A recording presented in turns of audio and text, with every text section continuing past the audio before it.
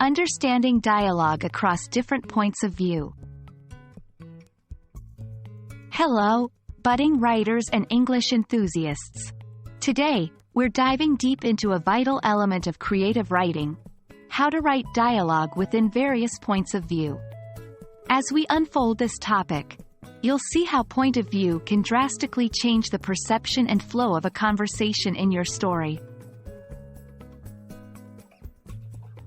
Before delving into dialogue, let's quickly review the common points of view. 1.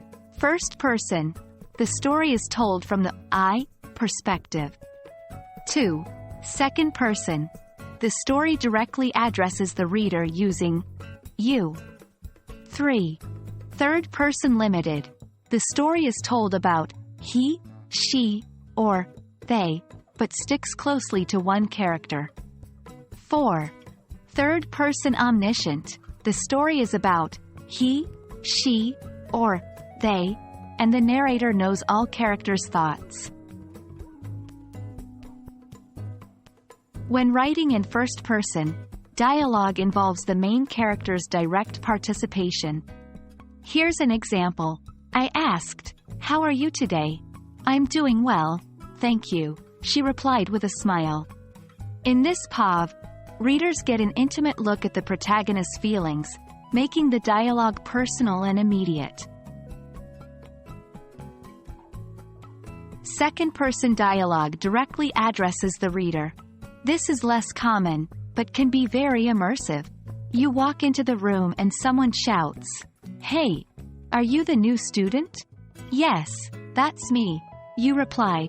Here, the reader is part of the story, experiencing the dialogue firsthand. In this POV, the narrator closely follows one character. Sarah walked into the room. "Is this seat taken?" she inquired. John looked up, surprised. "No, go ahead." The dialogue gives insight into Sarah's experience, but we only get limited insight into other characters like John.